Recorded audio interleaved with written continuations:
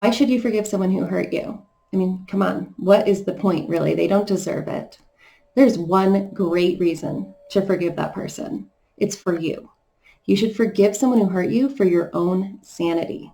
If you don't know me yet, I'm Rachael Sloan, and I help people thrive in love by teaching them how to get their own shit together first. Getting your shit together means truly accepting yourself, the good, the bad, and the ugly, and loving yourself, the good, the bad, and the ugly. And it means forgiving others, not because they deserve it, not because it's the right thing to do, not because forgiveness makes you the bigger, better person. You forgive others for your own sanity. You forgive them because if you don't, you will never be happy. You forgive them because holding a grudge does nothing for you except bring you pain. Maybe your partner cheated on you. Maybe a parent failed to protect you when you were a child. Maybe a friend lied or betrayed you or hurt you in some other terrible way. It doesn't matter what the crime was, what the offense was. You have that thought, that belief, I can't forgive this person. What they did was too bad. They hurt me too much for me to forgive them. How do you feel when you think that way? You feel angry. You feel resentful. Sometimes you feel self-righteous. But what comes out of that? What do you create from that anger and that self-righteous resentment? You keep the pain alive. You keep the past hurt alive. You relive whatever it was that they did to you, whatever way they failed you. You keep it going. It's not happening now. It's over. It happened in the past, but for you, it's very real. It's happening right now. You are experiencing the pain of that hurt and that betrayal over and over and over again as you keep it alive in your mind, as you retell the story of this betrayal to yourself. You think that you're not forgiving them because they don't deserve it, but your lack of forgiveness is not hurting them. They are not the ones reliving this pain over and over again. It's you. You are the one that you are hurting when you don't offer your forgiveness. We think that we're punishing somebody else, but who are you really punishing? Who are you putting through? They put you through it once, right? They cheated on you. They lied to you. They let you down in a massive way. They did that. It happened in the past. You're doing it to yourself over and over and over again by keeping this grudge alive, by refusing to forgive, by saying, I can't, it's not possible. That makes your brain keep it going, to feed this anger, to feed this resentment, to keep that hatred, that dislike, that grudge alive. And you are the one who ends up being punished. You create your own little hell where you have to go through your pain and suffering again. The other person is not experiencing this. They're not in your brain. They are not receiving all of this wrath. You are. You are the one who hurts. And the interesting thing here is that your forgiveness, they don't have to participate in that either. A lot of people are like, oh, well, to forgive them, they'd have to say that they're sorry. They would have to do X, Y, and Z. They would have to ask for my forgiveness. No, forgiveness is not for them. Forgiveness has nothing to do with them. Forgiving them is so that you don't have to suffer anymore. You forgive them to relieve your own pain, to let go of your own hurt so that you can begin to heal. When you are stuck holding that grudge, when you are holding on to that pain, it is so hard to concentrate on anything else. I read a fabulous article, I think it was on the Berkeley website. I'll link to it in the description here. But there's a quote in there. They said, when we hold on to hurt, we are emotionally and cognitively hobbled. I love that way of describing it. We are emotionally and cognitively hobbled, and our relationships suffer.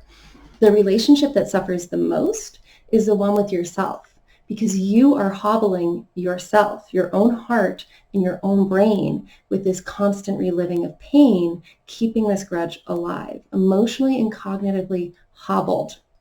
That is not getting your shit together. That is not living your best life. That is not going to allow you to show up and love another. It's certainly not helping you love yourself. So what do? How do you forgive, right? Everybody wants to jump here. Well, okay, fine. I get it. Great argument. So how do I do that? I don't want to be in pain anymore. I want you to stay here for a minute. Stay in the why forgive for just a moment. You see how holding on to hurt is causing you pain, right? Holding on to this grudge is causing you pain. You see a reason to forgive. Your own happiness, your own sanity is a reason to forgive. But there's one more question you have to ask. Even as you acknowledge that forgiveness is a form of self-love, forgiving another person is a way you love yourself, you have to ask one more really important question. What are you giving up when you forgive another person?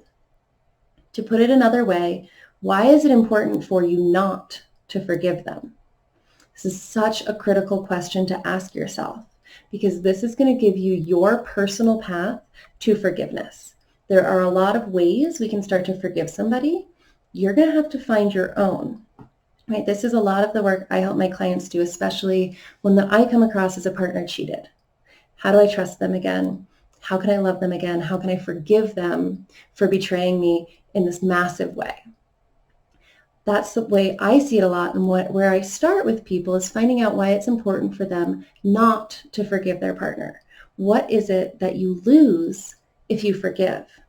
And this can become a true identity issue, because you see all these reasons for forgiveness. You see how holding on to that pain is hurting you. But if you let it go, what happens? What do you sacrifice? What do you make it mean about yourself if you forgive them? Does it mean that you're allowing that behavior to be okay? That you're accepting it, and not even accepting it, but like going along with it, condoning that behavior? Is that what that forgiveness means? If you forgive them, does that mean it was okay that they cheated, that it was okay that they hurt you? That's a pretty powerful reason not to forgive, because I'm pretty sure you don't believe it was okay what they did. This is why answering this question is so important. Why is it important not to forgive? Maybe it's because you don't want to condone what they did.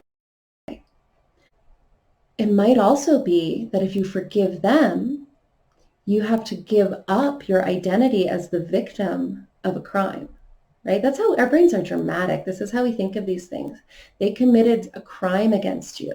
They betrayed you. They cheated on you. They broke the rules of what it means to be a good partner, a good friend, a loving parent, right? They broke the rules. They betrayed you. You are the victim of that betrayal. Forgiveness means that you have to take some ownership, not of what happened in the past, but of how you think and feel today. You have to take responsibility for your feelings now. That is a terrifying thing for a lot of people. It is much safer and much easier to say, well, I feel sad, I feel angry, I feel hurt because of what this person did. They are causing my emotional pain. That feels safe because I can't do anything about it, right? It's like, it's both anxiety producing because you have no control, but it's also somehow safe. It's like, well, it's not my fault. Somebody else needs to fix this for me. There's something that feels really scary about saying, no, this is my responsibility. Cleaning this up, feeling happy, getting healthy emotionally is on me. I'm the one responsible for that. I am the one who can take ownership of my emotional well-being now, regardless of what happened to me in the past, regardless of what this person did. That is incredibly empowering to do, and it's incredibly terrifying. It requires you to step out of your comfort zone, to give up your identity as a victim. And if you do that, if you've been holding a grudge, especially for a long time, for a lot of years, forgiving someone, taking ownership of your emotions, stepping in to that emotional responsibility can be terrifying, because you may have defined who you are based on what this other person did to you. Your understanding of who I am could be that I am a victim of this past hurt. If that's not who you are, then who are you? Right? Even though that's a painful thing to be, this victim with no control who just has to suffer and be in pain, like you're like, yeah, I wouldn't want that. But when you're there, it's scary to leave, because as awful and uncomfortable as that is, it's a familiar place. And the brain likes familiar places. I think this really comes from, when we evolved in a much more threatening environment than we live in now, physically threatening, right? When there were all kinds of things out in the world that would kill you.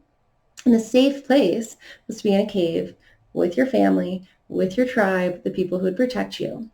And maybe, like, The Garden of Eden is out there. Nirvana is out there around the bend and down the valley. Maybe there's something incredible. But there could be like lions along the way who could eat you, right? So in that time, even though there might be a better place, a better cave, better food in the distance, to get there would have required you, your ancestors, putting themselves in very physical danger. The brain kind of still thinks everything is like that. It's like, yeah, this little small kind of damp cave, it's not as good as that amazing cave that's probably over there, but we're not going to die here. If we try to go for that new different thing, it could be so much better, but we might die trying to get there. That's how your brain feels about all change. It thinks it's all potentially this life and death journey. Like, yeah, something might be better, but it's not safe. Change is not safe. Leaving something familiar is not safe. I'd rather stay in this painful, uncomfortable victim place that's familiar than risk empowerment, than risk going out there, taking responsibility, making a change. I could get happiness. I could get confidence. I could be empowered, but I could die along the way. That's what your brain thinks could happen. And obviously, if we look at it, we are talking about an emotional journey here, and you are safe, and you are not going to die. The brain doesn't know that. It reacts with incredible drama. That's another reason forgiveness can be terrifying. Because if you have identified yourself as a victim of this hurt, and you forgive the other person and take ownership, responsibility for how you feel now, and I want to be really clear here, I'm not talking about victim blaming. I am not talking about you taking responsibility for anything that happened to you, that somebody else did to you in the past. I'm talking about taking responsibility for keeping that past hurt alive now.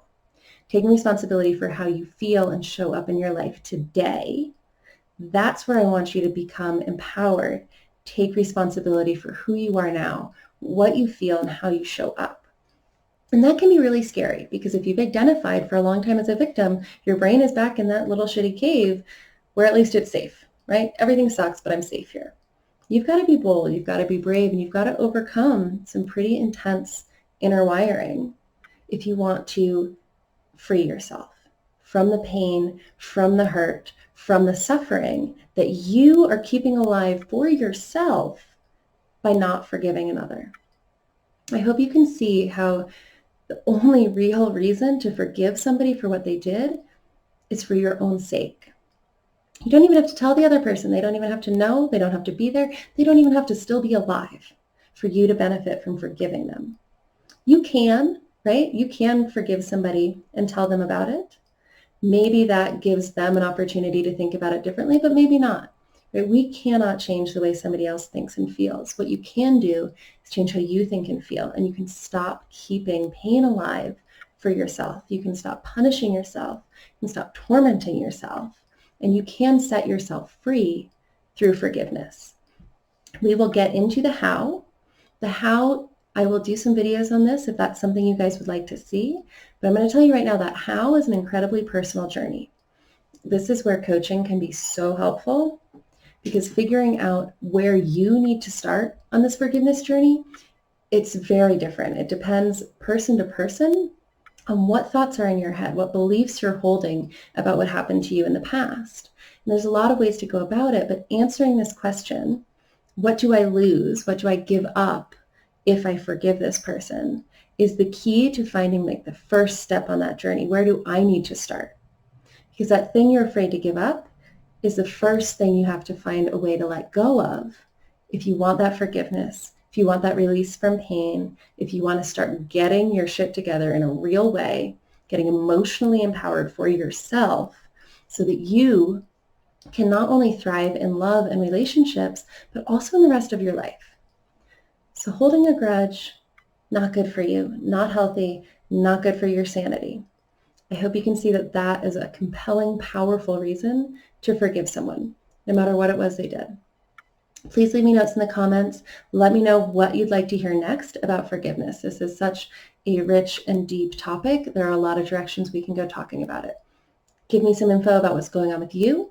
And if you'd like help forgiving somebody, a partner who cheated, a friend who betrayed you, or even a parent who really hurt you in the past, reach out to me. I'll leave a link in the comments below for a strategy call. I'll offer a free session to anybody who wants to come talk about forgiveness work, and I'll show you how I can help with your specific situation. All right, guys, have a great day. I will see you on Saturday.